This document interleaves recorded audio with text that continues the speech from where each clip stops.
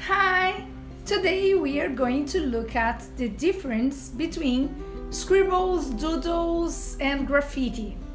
But first, let's talk a little bit about the history of graffiti. The first drawings on walls appeared in caves thousands of years ago. This was known as rock art.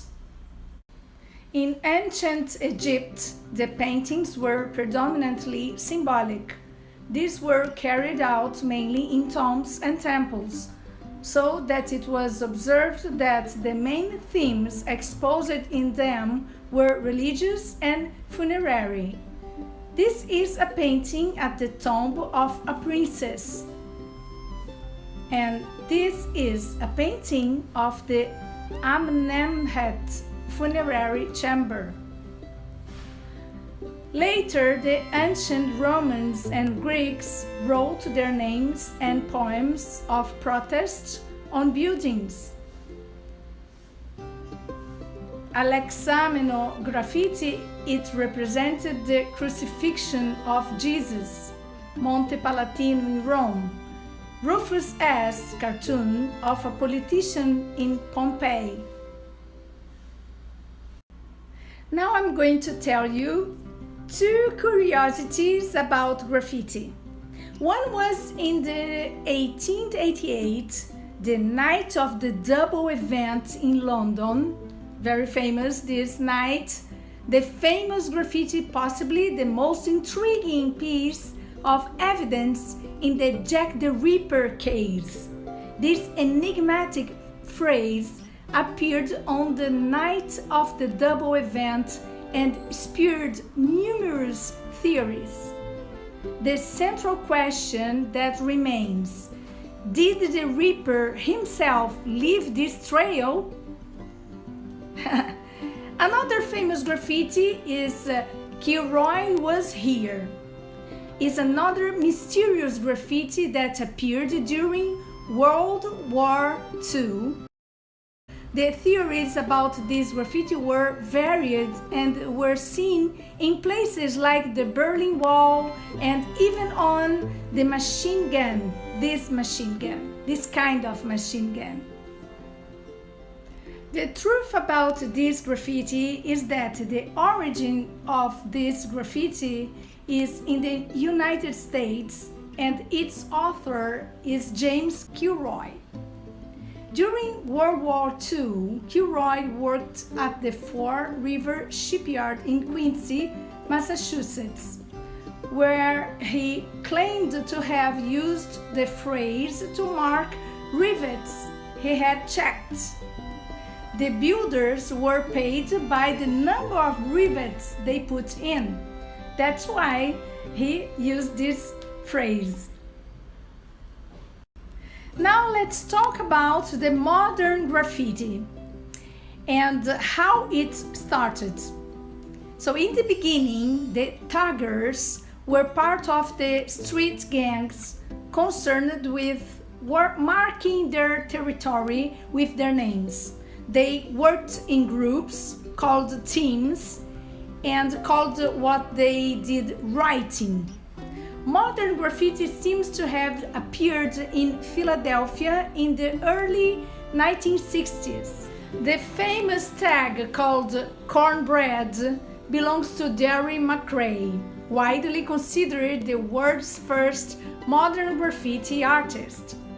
And an interesting fact about him that happened when a local paper mistakenly reported that Cornbread had been killed in a gang shooting, the pridely young writer was determined to prove that the legend was still alive.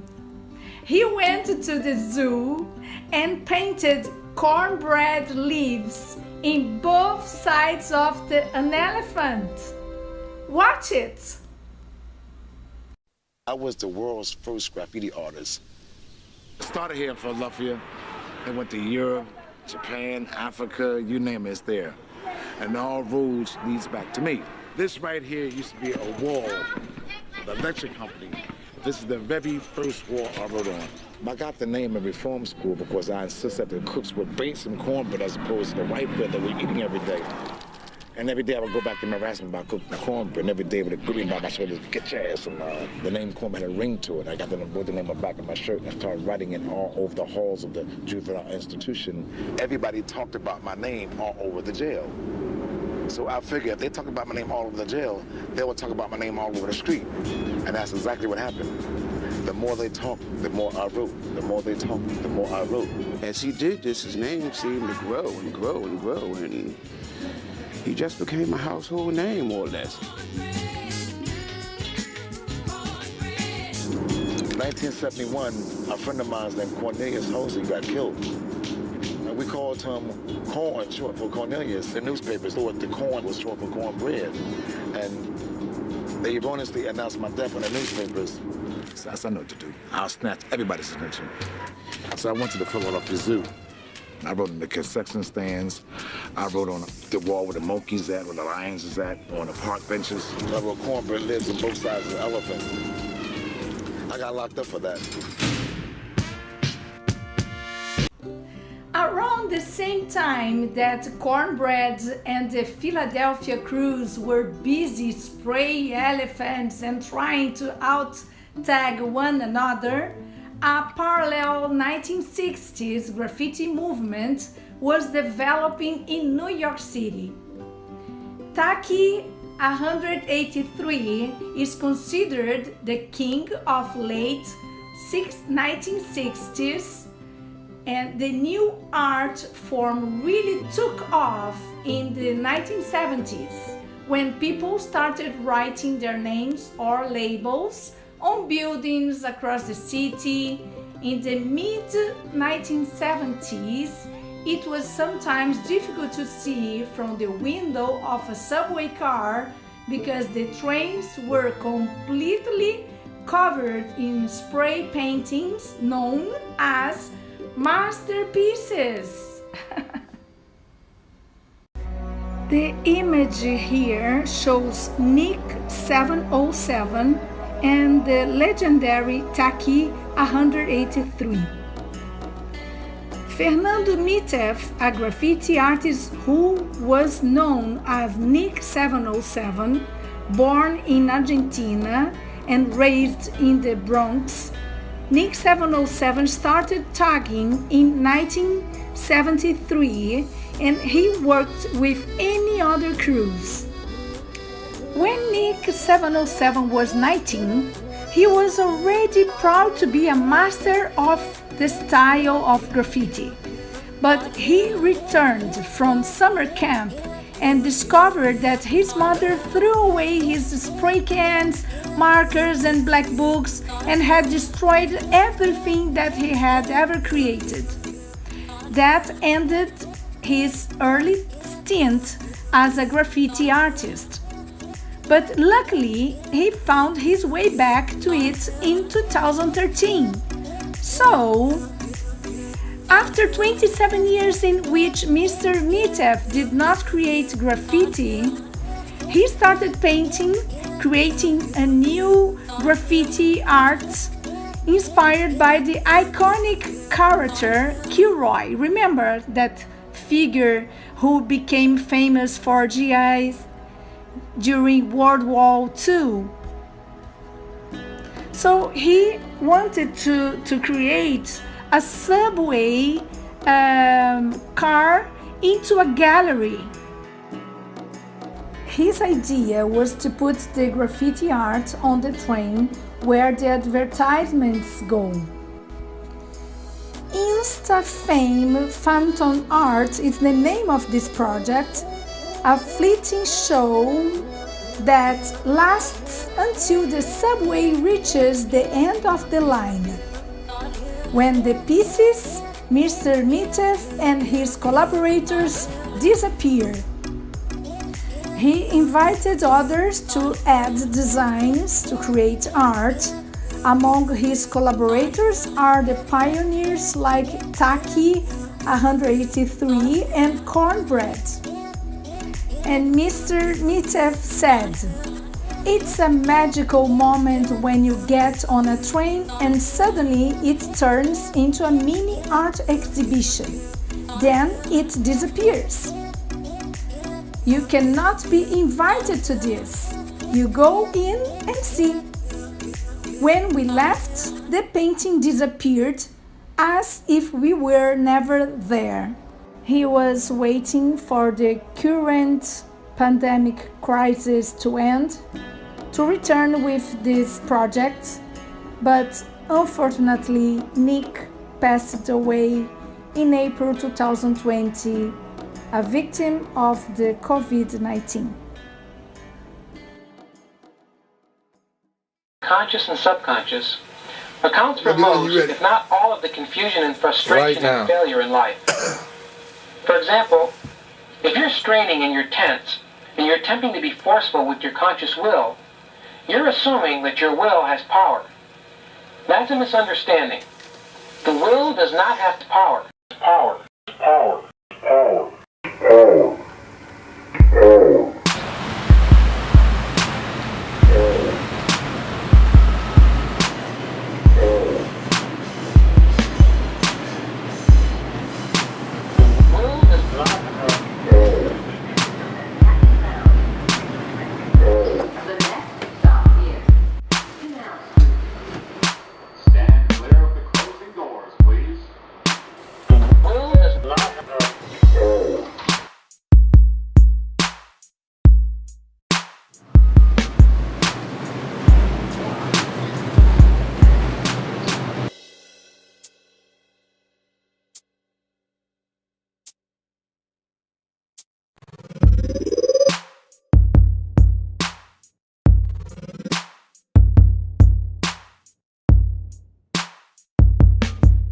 Power.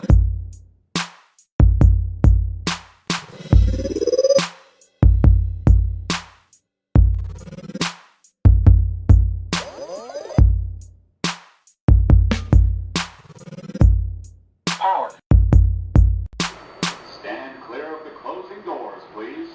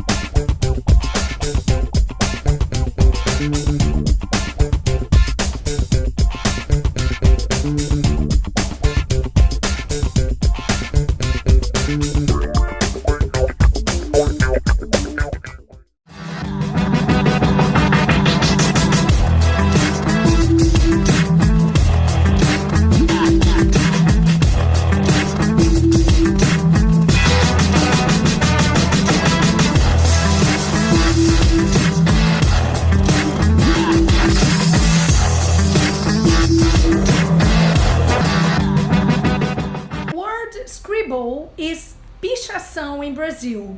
Sometimes we find this word misspelled, pichação with X. It consists of the act of writing or doodling, tagging with an enigmatic style on the walls. It is vandalism. It is an appropriation of the public's space or somebody's private property without permission, and nobody has a right to do that.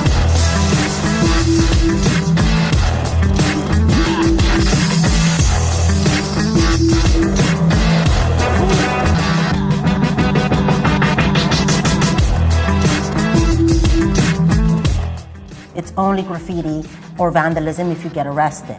But if you get away with it, then it's clearly art.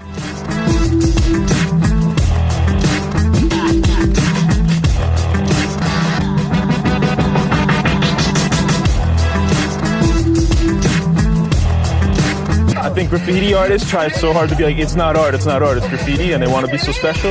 And fine art wants so much to not let graffiti be art, because then all of a sudden you have this incredible art that is done fast and better than a lot of crappy art that's made fast and sold for a lot of money. And a lot of graffiti artists are doing way better stuff quicker and not selling for a lot of money. So I think it all becomes, you know, everyone knows what I'm talking about, I think.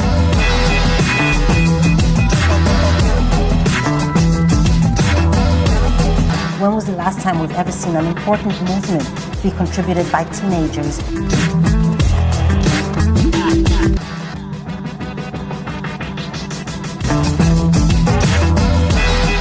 O grafite ele não fica limitado a uma coisa só, né? É muito mais amplo, muito mais democrático, vamos dizer assim. E mesmo assim as pessoas ainda conseguem apontar críticas. A arte não, se você rotula uma coisa como arte, as pessoas já entendem melhor e acaba acatando a sua ideia porque é arte. It is art, but the difference is for me.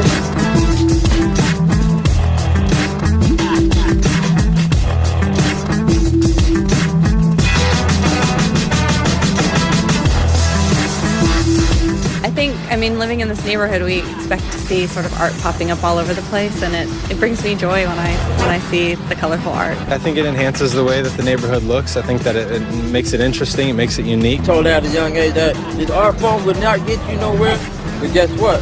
I travel, I do shows, I sell paintings. I understand that it's vandalism, but it's pretty vandalism.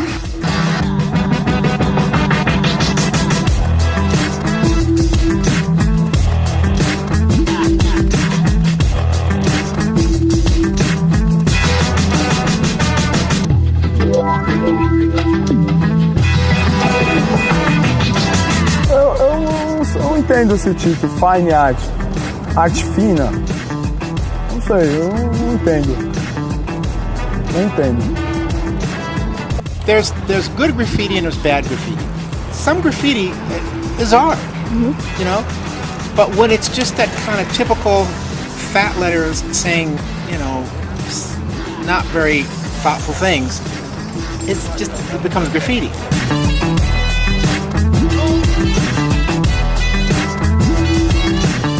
Uma forma própria de ser feito, mas porém não é agressivo, é delicado, ele tem mais emoção do que adrenalina.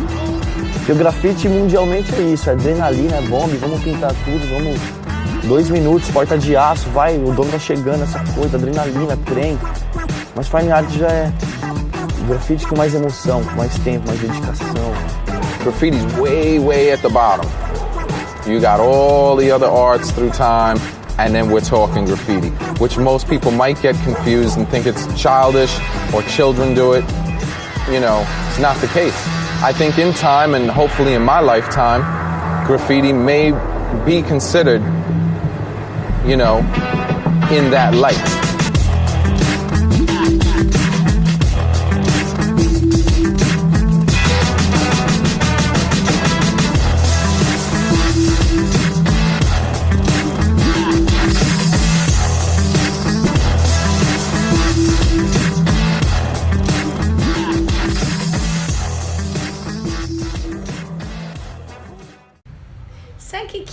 Is a self-taught street artist pioneering graffiti in Pakistan.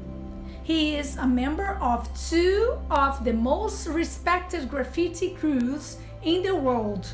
He said in an interview, "The scribbles on the walls, letter boxes show how anxious people are to express themselves. It's in the nature of the human beings to express their emotions, such as love, hate, anger, sorrow, etc. And every individual has a distinct way of doing that." He said also, "People scribble anywhere they can put their hands, wishing to be known and recognized. all professional graffiti artists started out as beginners, for which we have a term in graffiti known as toy. A toy is a beginner graffiti artist, but a toy is also someone who has spent a lot of time doing graffiti but has not improved his or her style, who paints over the works of professionals, graffiti artists to start get known, who doesn't have the right knowledge of the graffiti culture but goes out on the street to paint anyway, and not just paints on random walls and objects, but vandalizes public, private properties as well. And these are the kind of people who give graffiti art as a whole a bad name. And the problem with these people is that instead of improving their skills to transform art into a career and become known as artists, they go out vandalizing, generating rivalries to gain notoriety, but end up being disrespected and rejected. Mr. O'Donnell, a College of Fine Arts professor of painting, said in an interview. The interviewer asked, "When does graffiti become art?" He said, "Graffiti is literally the writing on the wall, the voice of those who cannot find any other way to publish their thoughts anonymously. The term is used to describe a public visual expression that has not been sanctioned by a commissioning authority, something that is placed in public view, unsolicited and without permission. Today, however, it's no longer anonymous, but instead a form of self-publicity that seeks the widest audience possible."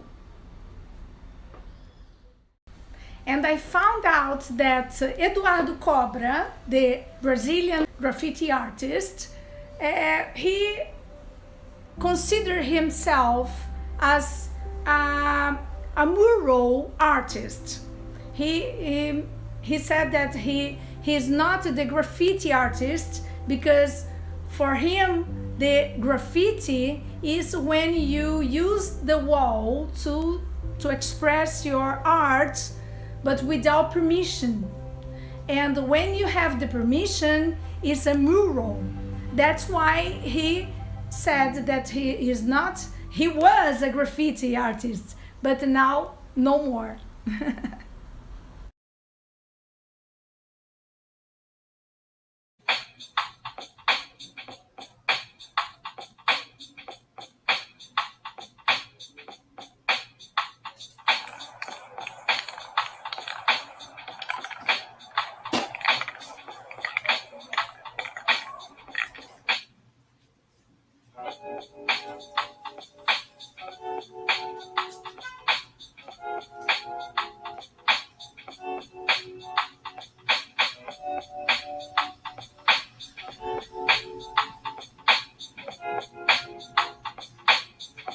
Muitas vezes, a parte de criação, que envolve justamente a parte de pesquisa, acaba levando até mais tempo do que a pintura em si. Porque eu tenho que visitar museus, tenho que visitar acervos, às vezes coleções pessoais, conversar com pessoas que conhecem mais da história. Quando eu estive em Amsterdã, por exemplo, eu fui na Casa Anne Frank, fiz toda uma pesquisa histórica, tive um apoio da Casa Anne Frank lá naquele momento, para me mostrar um pouco outros materiais que nem estavam disponíveis ali para o público e tal. Eu acho que como eu sou um cara que não tive muito acesso à questão dos estudos em si, então eu gosto de tirar esse tempo perdido dessa forma, né?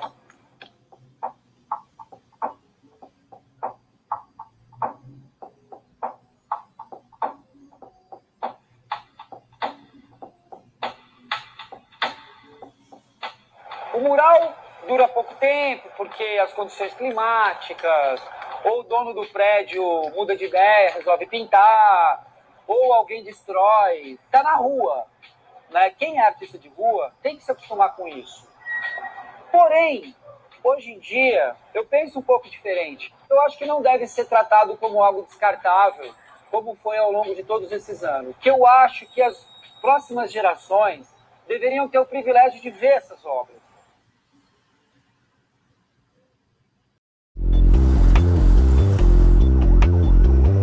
Heavy traffic, tall buildings. Amid the chaos, you cannot escape this colorful sight. Aquela mão que eu pintei ali naquele prédio é como se fosse a mão de Deus resgatando a minha própria mão.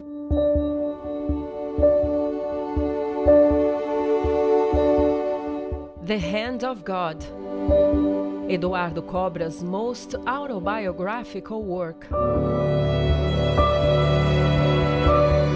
A mural that extends 33 meters up in the air and tells the story of the artist's personal struggles. Eu fiquei bem doente durante a pandemia, que não tinha a ver com o Covid, mas eu tive todos os sintomas.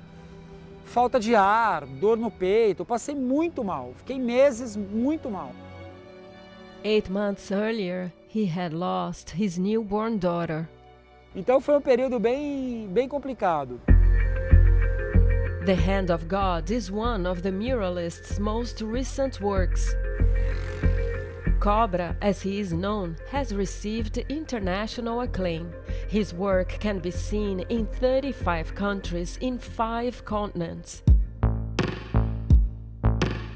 He comes from a humble background in the back streets of São Paulo, Latin America's largest city. Here, he had no formal art education. Tinha vários amigos, muitos gostavam de desenho, mas foram para o mundo do crime ou das drogas, perderam suas vidas ali com o passar do tempo ou foram presos. Cobra was also detained by the police a few times, but only for his urge to paint. Então eu saía com as latas de spray, subia em prédios, corria um super risco. Comecei espontaneamente, intuitivamente, e comecei a espalhar meu nome. Primeiro era só Cobra. Cobra is the Portuguese word for snake. It is also slang for something quite different. A pro, someone who is very good at what they do. Cobra, na verdade, surgiu na escola. Os meninos me chamavam de Cobra no desenho. Tipo, você é fera, você é cobra e tal. E eles que me apelidaram assim, por causa do desenho mesmo. Aí eu gostei e comecei a assinar isso nos desenhos nos muros.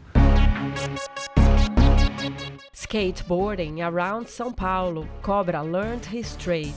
He created artwork for a hip-hop group and eventually he made his way to the graffiti art movement in New York, led by the music scene. 2 eye-opening books landed in Cobra's hands and changed his life. Subway Art, the Bible of the Graffiti Movement by Martha Cooper and Henry Chalfant, and then the book's follow-up edition, Spray Can. Quando eu vi isso, eu fiquei completamente fascinado, porque já existia um movimento acontecendo. Os artistas ali de Nova York, cada um já tinha mais ou menos uma autonomia. Alguns tinham tema, outros tinham alguma mensagem, outros não. He noticed Keith Haring, a pop culture icon who established himself with a very distinctive style. Jean-Michel Basquiat was also a significant influence. Cobra had an insight. He went back to his earlier drawings. It was time to give his art a chance. Tem uma diferença, né? A pichação, que são caligrafias, que são simplesmente as letras, o grafite, que já são desenhos mais elaborados, e o que eu faço hoje, que é mural. It all started when Cobra saw an art exhibit. It used old photographs of one of São Paulo's main avenues. Quando eu olhei pela janela, eu estava vendo as fotos penduradas na parede, antigas da Paulista, e vi que aqueles prédios todos haviam sido demolidos. E aí eu pensei, pô, eu vou começar a pintar murais para mostrar a importância da preservação do patrimônio histórico. In 2002, Cobra created his first major project, the Wall of Memories. The murals show São Paulo scenes at the beginning of the 20th century. The ongoing project seeks to draw attention to the importance of preserving historic heritage. Word got out, and in 2011 he was invited to paint a mural in France to protest a demolition. Existia um prédio que era tipo uma ocupação, que era bem no centro de Lyon, no lugar mais nobre de Lyon. The city was planning to demolish the building and displace the families. Me convidaram para fazer esse trabalho lá porque, através da arte, a cidade respeitaria. Era mais fácil a cidade não demolir aquele prédio por causa da arte que estava ali do que por causa das famílias que moravam ali. Now he has murals in Italy, Holland, Spain, India, the United Arab Emirates, as well as in several other countries. The project, called Etnias, or ethnicities in English, broke the world record as the largest spray paint mural on the planet. It took 2 months of 12-hour shifts to finish the 3,000 square meter mural on time for the 2016 Rio Olympics. 1 year later, he broke his own record with this work. Cacao, a tribute to chocolate, occupies more than 5 square kilometers in São Paulo. Depois de São Paulo, Nova York é o lugar onde eu mais pintei. Cobra has painted 18 murals in New York. His first piece of art in the Big Apple in 2012 became one of the top 10 most photographed spots in the city. The reinterpretation of the iconic kiss at the end of the Second World War. Unfortunately, it is now gone. Só que a arte de rua é efêmera, vai se apagando, vai sumindo, trocam o prédio, muda o proprietário não gosta, apaga. Então a maioria dos trabalhos que eu já fiz já foram apagados ou removidos ou não existem mais. Cobra went on to cover New York with his murals. He created a collection called Colors for Freedom to inspire and remember. Pintar na rua é uma grande responsabilidade. São obras ao acesso de todas as pessoas. That's why in São Paulo he brought together some remarkable Nobel Prize winners. The mural Gaze of Peace celebrates people's unity. De repente uma criança que não sabe direito quem é a Malala, ela pode chegar nesse mural e de repente ter um interesse. Ela gosta de street art, ela fala, pô, mas quem é a Malala? Vai pesquisar sobre a Malala. He hopes his murals attract people's attention to matters such as discrimination, wars, animal rights and the environment. Os murais são o que eu sou, eles são o que eu acredito. Eu não os faço para agradar pessoas. De novo. Now, Cobra is committed to restoring and revitalizing some of his art in Brazil. He believes murals are landmarks and need to be preserved as such. O muro estava descascado, aí a gente veio com uma espátula, retirou as cascas. In December, the team finished repairing the Legend of Brazil, a 41-meter mural portraying the greatness of Ayrton Senna, the Brazilian racing driver who died in Imola, Italy in 1994. The 34-year-old pilot was killed instantly in a crash while in the lead of a Formula One race. Cobra brought Senna back to Imola, forever.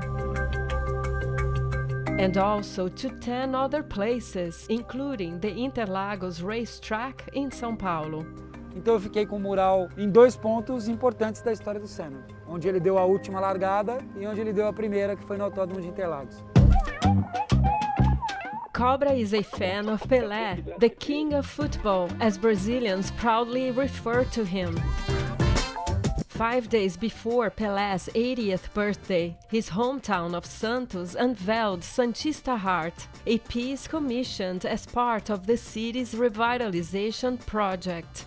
Pelé é considerado o atleta do século, né? Todo lugar do mundo que eu vou, que eu coloquei meu pé, alguém fala Pelé. É impressionante, assim, sabe? É um legado positivo que ele levou do Brasil, né? Através do esporte, vindo de uma origem simples, humilde, também de superação. 2020 was a difficult year. But despite health problems, personal loss, and cancelled work trips due to the pandemic, Cobra was pretty busy. Que aqui é uma serigrafia, é uma série que eu fiz e depois ele vai virar um muro ainda. Here's the study of the coexistence panel. He created it in the beginning of 2020. These 5 children represent 5 different religions united in one single prayer. Então isso aqui foi feita uma série de 100 cópias. 100 of the screens were sold. The proceeds were donated to help 20,000 homeless people in São Paulo. Uma parceria com 2 ONGs. A obra. He also raised money by auctioning the painting to Lebanon with Affection to help in the recovery after Beirut's port explosion. A pandemia me mostrou que era possível, mesmo pela dificuldade que eu estava passando, fazer algo pelo próximo. And never before he was so personal, even autobiographical. The highway that provides the best standpoint for the Hand of God mural is closed to traffic every Sunday, making space for pedestrians to enjoy the view. Eu acho que no momento que a gente está vivendo agora, eu acho que uma imagem dessa é muito importante para cada um dar a mão um para o outro e seguir firme, que ninguém está sozinho. Primeiro foi a ideia. Depois da ideia, eu gerei uma foto aqui. Depois dessa foto, ela é pintada e quadriculada no papel. Aí o prédio é quadriculado e desenhado na mão livre. He got his assistants to pose. Olha lá o dedo lá. Eu só dei uma mãozinha. Cobra's faith has seen him through his recent hardships. Eu sou um homem de fé. E eu fiz o mural ali para que cada pessoa tivesse essa reflexão, né? Você vê que aquela mão que está embaixo está passando por uma dificuldade, está ali, parece que está sendo afogado, está embaixo d'água. Isso pode representar o momento do Covid, mas pode representar outras coisas também, outros momentos da nossa vida de dificuldade. To Cobra, it does not matter how you see God, as long as you extend your hand when you see someone in need.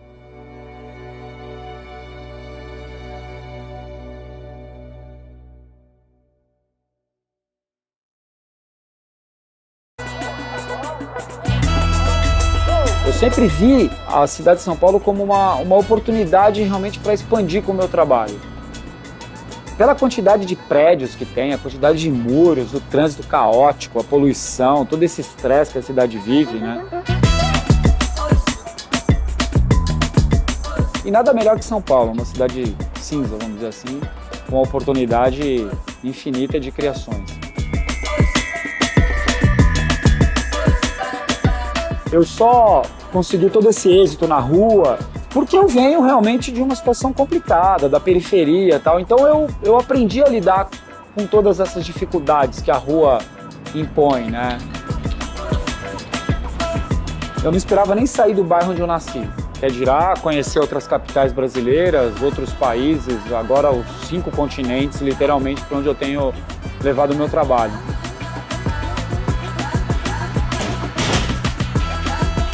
Muitas coisas que eu não tive a oportunidade de aprender na escola, eu estou aprendendo na prática mesmo, né? Eu estou podendo perceber as diferenças culturais, religiosas, tantos lugares por onde eu tenho passado, oportunidade de conhecer galerias, museus, tudo isso pelo mundo inteiro, para mim está sendo muito divertido. A intenção dos meus trabalhos é falar sobre a união dos povos e o respeito entre as culturas, que é algo que justamente hoje está faltando.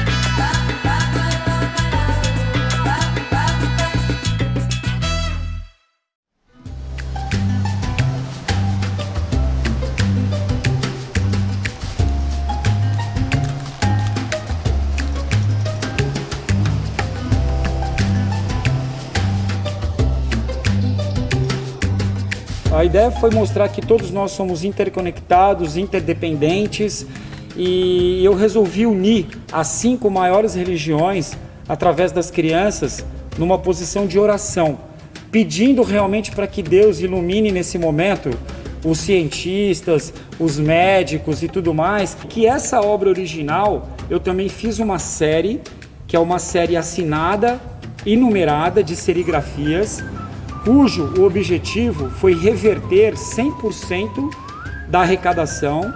Eu convoquei as pessoas a doarem e assim tem sido uma ação bem feliz, porque a gente já conseguiu atingir milhares de vidas, milhares de famílias aí, podendo de alguma forma a gente poder dar um alívio nesse momento.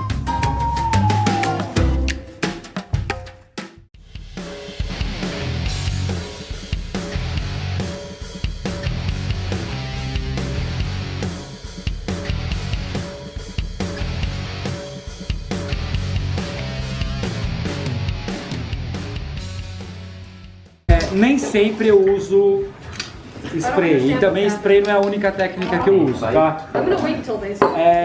Eu uso compressor, uso pistola, uso stencil, várias técnicas diferentes. E aqui, para fazer o trabalho, o método é esse aqui, ó. Primeiro é feito a criação, que é como eu falei para vocês, a parte mais importante para mim hoje é a criação, ou seja, o que vai ser pintado no muro.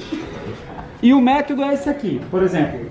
Foi feito primeiro o projeto no papel, na sequência ele é quadriculado, e o quadriculado é passado numa escala maior, e a partir dessa escala pode ser feito num prédio, pode ser feito em qualquer lugar. Então por isso que de repente a gente está num prédio com 80 metros de altura, a gente sabe exatamente onde vai pegar o olho, onde vai pegar a boca, onde vai pegar o nariz. Cada artista trabalha de uma forma, pelo que eu vi a Magna não trabalha assim, mas é a minha forma de trabalhar, pelo fato de que eu utilizo muitas vezes imagens realistas, com perspectiva, com anatomia e tal. Então foi a forma que eu encontrei de respeitar isso. E só para poder mostrar, por exemplo, ele é numerado, né? É tipo uma batalha naval, assim, rapidinho.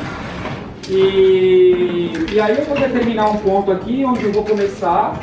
Então, por exemplo, você tem aqui a bola do olho, vai.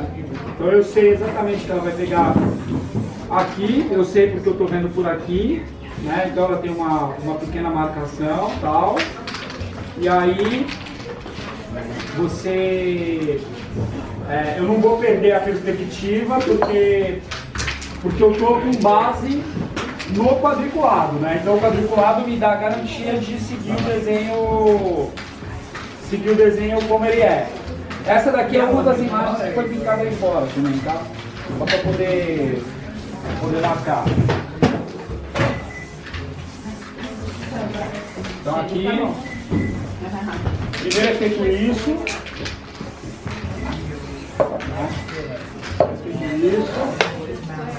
Essa é a marcação. Aqui nós veria mais ou menos a sobrancelha. E todo o processo de imagem colorida, para mim, ela é feita primeiro, começando com preto e branco. Então a imagem primeiro é pintada em preto e branco, para depois começar a colorir. É livre, mas ao mesmo tempo eu tenho a segurança do quadriculado, porque o quadriculado, por mais que eu jogue tinta depois, eu posso quadricular de novo e ir acertando melhor os contornos, né? Então isso aqui permite isso. Aí eu marco todas as áreas de luz e sombra, e eu tenho um outro layout, que é onde eu marco as cores. Então nada é resolvido lá no prédio. Por exemplo, no meu caso, não tenho como estar lá num prédio de 60 metros e decidir se eu vou pintar de vermelho, de amarelo, de azul, de preto. Isso é pensado antes no layout, beleza?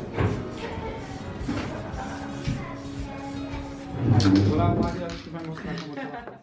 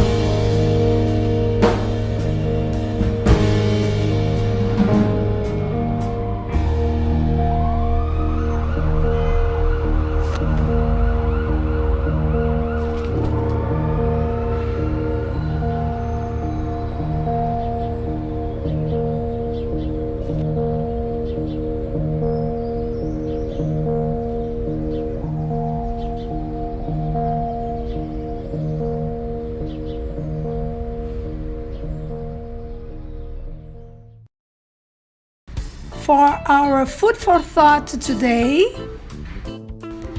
a little splash of colors every now and then transforms the sombre canvas of life into a vibrant chronicle worth cherishing. And so, sometimes all you need is a little splash of color. In this short video, I show you how to draw bubble letters. So let's go ahead and start. First, draw the word you want. I have chosen love, and L-O-V-E spells love. So now draw ovals around each line of the letter, making a little bigger. Make this bubble a little wider.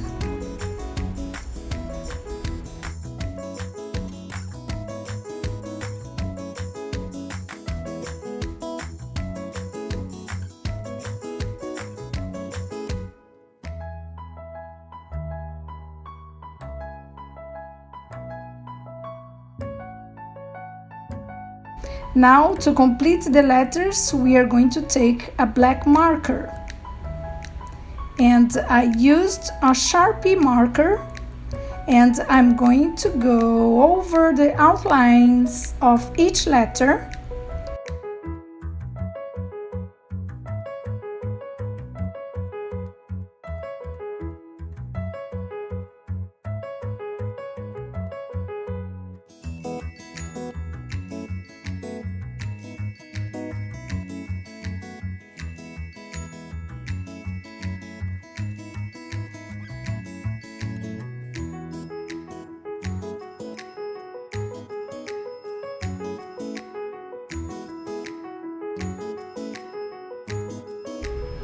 Let's add some shading. So let's say the light is coming from the top left. And so each right part of the bubbles will get a black line. Now let's just erase our guidelines.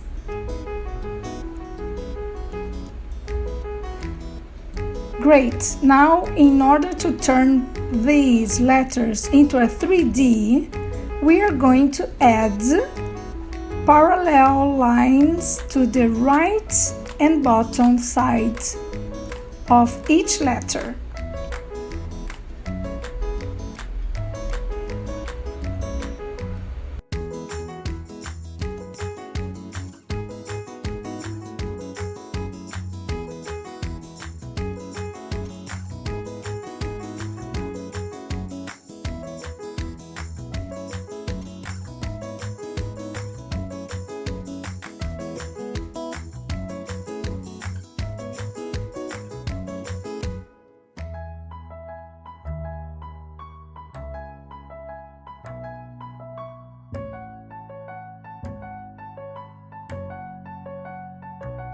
Okay, that is it. We are done.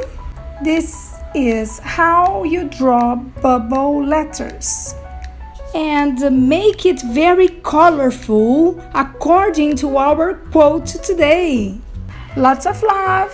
Have fun. Bye bye. See you next video.